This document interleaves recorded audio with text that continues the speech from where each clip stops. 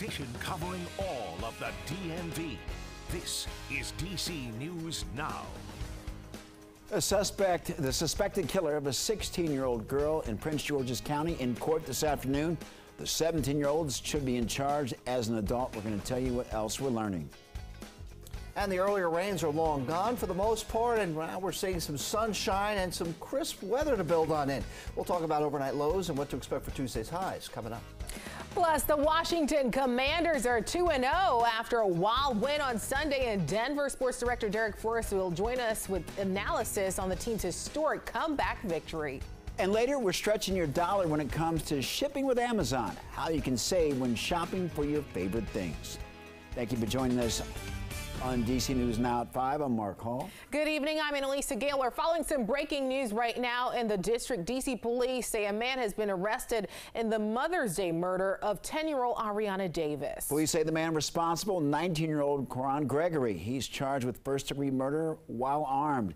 It happened back on May 14, 2023. Shots rang out on the 3700 block of Hayes Street in Northeast. Ariana was in the car with her family when she was struck by a stray bullet. She died days later on May 17th. Police also say it was the community's help that led to this arrest. We're continuing to follow this story, and we'll have more on DC News Now at 6. And the teen accused of murdering 16-year-old Jada Medrano Moore while walking home from school in Lanham will remain behind bars. Police say that the deadly shooting happened following a fight between two groups. Our Yamari Sase is live outside the Prince George's County Courthouse in Upper Marlboro now. Yamari, today Jada's family was very emotional. What are prosecutors saying tonight? Yeah, Jada's mom honestly just broke down when she heard the details of how her daughter was killed. And the defense actually requested that 17-year-old Abdurrahman Diaby be held without bond and be on home detention during this time before trial. But honestly, that was denied by the judge. The judge saying that he is a danger to the public and also a flight risk. And he's also being charged as an adult and will remain in the adult detention center. Now, prosecutors say the suspect intentionally went to the fight with a gun and decided to shoot and kill Jada, making him a threat to the public. And court documents reveal last Monday a group of students from Charles Herbert Flowers High School made their way to Duval High School, and someone wearing a black ski mask exited the car and followed Jada and her friends as they were walking home from school on Palomar Drive. Now, a fight broke out between those two groups, and Jada tried to take the gun away from the suspect, Diaby. She was then pistol whipped, shot, and then killed. Now, the charging documents also reveal that Diaby told a friend that him and Jada were fighting over the gun when it accidentally went off, but prosecutors say they don't believe that. Someone intentionally brought a gun to where they knew a dispute was going to happen. And so when you bring a weapon to a dispute, to argue that it was an accident is, I think, it's hard to believe, let me say that. My client at this point in time is innocent until proved guilty. This is early in the day. We have no discovery. There will be a time that we'll either try this case or there'll be a disposition. Now, the judge ruled today that there will be no bond for 17-year-old Abdurrahman Diaby, and he is facing first and second-degree murder, and he is being charged as an adult. Now, during today's press conference, Jada's uncle also spoke out, and I also say that all sides are honestly just tired of the gun violence, and they're hoping there can be a solution to this soon. And you'll hear more from her uncle later on today. For now, reporting in Upper Marlboro, Maryland, I'm Yamari Sase, DC News Now. Yamari, thank you. Switching gears, it's feeling a little more like fall every day. And taking a live look outside at the National Cathedral right now, you see the sun shining there, but earlier today it was raining. Meteorologist Scott Summer joining us now with the outlook for the rest of the day. Hey, Scott. Yeah, improving. Hello, Annalisa and Mark, as well as yourselves out there. Yes, you can see with that live camera, we are seeing less in the way of cloud coverage as opposed to when Mark and I were talking at noon, and we're seeing a little bit more in the sunshine department. As you can see here again, some of those clouds are still hanging around, but the low itself of the storm and the rain showers that moved through yesterday, well, they've departed quite nicely. And in place, we've got two areas of high pressure, one up on Canada, one across the mid-Mississippi Valley here and moving into the Tennessee Valley. And that's going to move in and take care of our area as we go throughout the day on your Tuesday. So looking for a lot more in the way of sunshine. Have your shades handy. And it'll be a crisp start. Unlike this morning when it was cloudy and a little bit wet and damp, we're going to be feeling a little bit different out there with that north and northwest light breeze coming in. Now, we're not going to be into the negative mark at all, but still some cooler, refreshing 50s. And even a few upper 40s in the mountains will translate into the morning hours. For tonight, though, at least early evening, we're looking at temperatures here in the 70s and upper 60s as the sun sets at 7:11. And like I said, for tomorrow afternoon, not bad, pretty delightful, getting into the upper 70s after a cool start here in the district. So what about the headlines here? Winds relax and a crisp overnight, a slight warming by the midweek period, quiet weather this week, and another wet weekend. Oh, don't tell me, Scott, please. That's probably what you're saying there. Well, unfortunately, yeah, a little wet weather's coming our way. We'll talk about that coming up in a bit.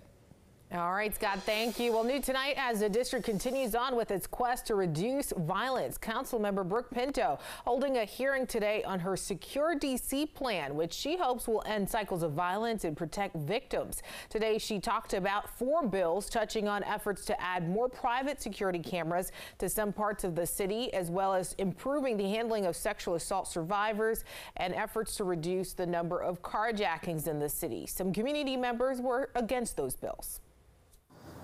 You know, violence cannot be solved with violence. And most of your bills are violence against the African-American community. Most of your bills.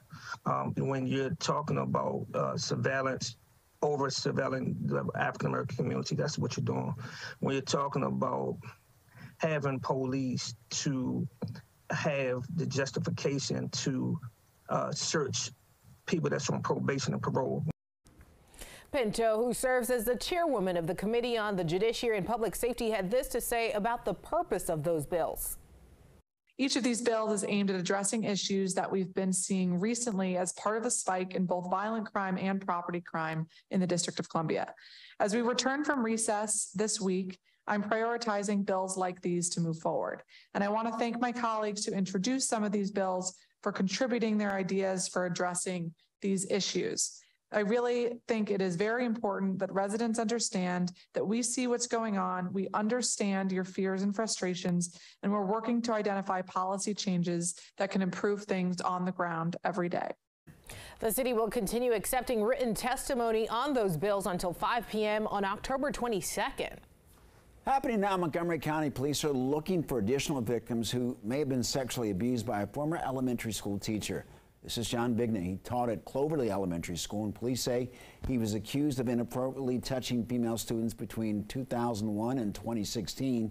He was released on bond back in July, and they also say that since his initial conviction, additional victims have come forward. Police are asking for any potential victims to reach out to them. And starting today in Alexandria, there's a greater chance that you're going to get a citation if you're caught speeding in a school zone. The city installed cameras in 3 school zones that are prone to people driving too fast. Northern Virginia reporter Haley Milan explains what drivers should look for and how the measure aims to keep kids safe. Yeah, the middle school is located here off of busy Seminary Road, where neighbors tell me far too often drivers just blow on through the school zone with little regard for the students walking to and from school. But now drivers need to slow down to 15 miles per hour when these lights are flashing. Now, I actually talked to a man who lives across the street in his childhood home. He walked to this school as a student years ago. He says these cameras are a long time coming.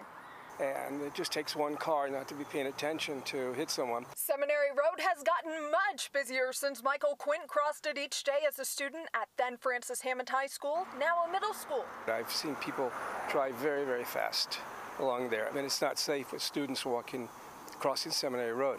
It's one of 3 school zones where cameras are being put into place in Alexandria. Take a look at this map of school speeding zones. There are cameras at George Washington Middle School along Mount Vernon Avenue, also at John Adams and Ferdinand T. Day Elementary School. On North Bogart Street, the 5 cameras are a $490 million investment in this year's budget. The locations chosen using data on crash history, traffic volume, vehicle speed, and age and number of students. According to the U.S. Department of Transportation, speed cameras can help reduce vehicle crashes by 50%. Neighbors say the threat of a $100 citation should deter people from driving carelessly in the zones. Certainly, people will be much more nervous driving this way. Now, if you do receive a citation in the mail, just follow the instructions that you get along with it. There's also an appeals process. In Alexandria, I'm Haley Milon, DC News Now. Haley, thank you. And staying in Virginia now, Democratic Congresswoman Jennifer Wexton has announced that she will not seek re-election after being diagnosed with a rare neurological disease. Wexton was diagnosed with that rare form of Parkinson's disease this past April. After additional testing, she also learned that she has PSP, which she's calling Parkinson's on steroids. PSP is a rare neurological disorder that affects body movements, walking, balance, and eye movements. Wexton plans to serve the remainder of her term, then retire to be with her family. Coming up later, we'll hear some reaction from lawmakers on this. And over to sports now. The Washington Commanders had another remarkable win on Sunday, Mark. It got exciting at the end. We got our sports director, Derek Forrest, in studio with more on what ended up being a historic victory for the Commanders. Hey, Derek.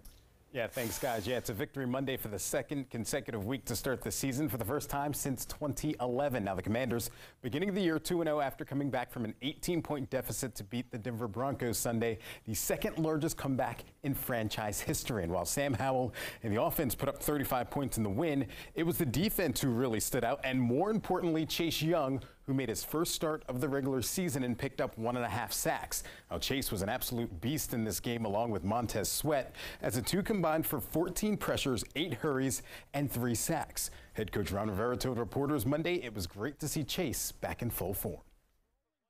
He was so excited to get back out on the field. We had to really kind of try to tempo him the best we could. Secondly, I thought he did show his explosiveness. There were some times where you saw him just flat out win on his own, and the quarterback just barely get the ball out on time. And then you saw his persistence in terms of countering, coming back underneath, and then getting his first sack. That was good to see. Yeah, and it was great to see Chase Young out there performing well in Denver. A lot of people were questioning playing at altitude and how he was conditioned perfectly fine, and the Commanders pick up a win. You talked about that altitude. You know, Derek, in your career, Denver is a tough place to play. A big road win for the Commanders. Yeah, now certainly looking ahead to Sunday, they're looking to go 3-0 for the first time since 2005. Wow. If they can beat the Buffalo Bills Sunday. Looking unstoppable. All right, team, let's go. All right.